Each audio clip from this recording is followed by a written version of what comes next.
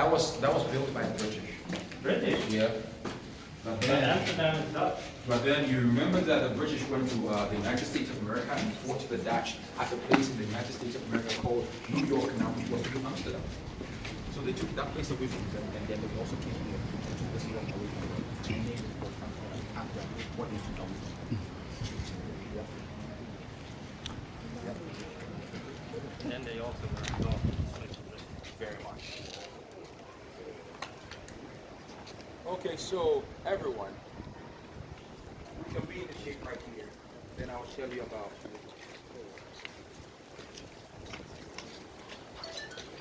but don't forget to sign.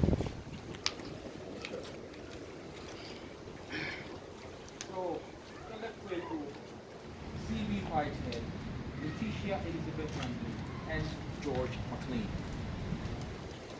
George MacLean was a Scottish.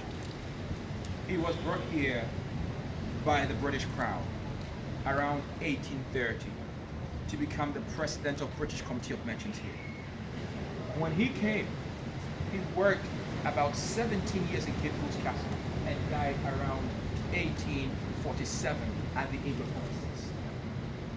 But while he was here, his wife, Letitia Elizabeth Landon, came to visit around 1838. And when she arrived in 2 months in the same year, she was found dead in the husband's bedroom. There were rumors that Letitia had poisoned herself out of jealousy. Because when she arrived, she found out the husband was having an extramarital affair with a very lovely African lady called Miss Ellen Bannerman. Others were also saying she might have died of malaria, but most were mentioning it was George MacLean who connived with his African girlfriend who was Letitia.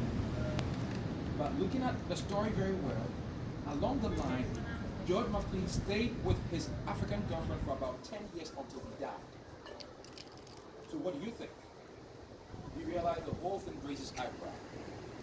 On the other hand, C.B. Whitehead came in around 1810 as an army commander and a lawyer, and he died 1812 at the age of 38. What killed him was not documented, so we don't say anything. Reverend Philip Baker, a native who was born here in Cape Coast, but found himself in England at the age of 11 in 1753 with 2 other African boys, Thomas and William, and they were sent there by the Anglican Church. While they were there, Thomas and William died. It was only Philip Baker that survived and went through Oxford University at some point, where he studied theology and education, graduated at the age of 24, and was ordained the first black African Anglican priest. 25 years of age, after serving a year in Anglican Church of Canterbury, they brought him back to Cape Coast Castle to serve as a missionary, a schoolmaster, and an interpreter. And while he was here, he worked in a castle for about 50 years. He died in 1816 at the age of 75. But you remember that in the dungeons I mentioned the slave trade ended in 1833 amongst all British colonies in West Africa. So do you think he was fighting against slave trade or not? Well, I'll say no. He stayed here, did what he had to do, and minded his own business. But if you are talking of Western education in this country amongst West Africans, he single-handedly promoted it here in Cape Coast mostly. That is why in the whole of Ghana, if you are talking of education, all Ghanaians will tell you that Cape Coast is the center of education.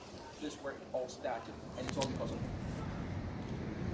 So every 17th of October, Anglican schools and churches in Cape Coast, they come together to celebrate him. So they celebrate Philip Baker's Day every year, 17th of October. Well, wonderful guys, when we go over there, the view is so nice that I am compelled to giving you all the next 180 seconds. Take some pictures, shake things off, and let's pick it up again.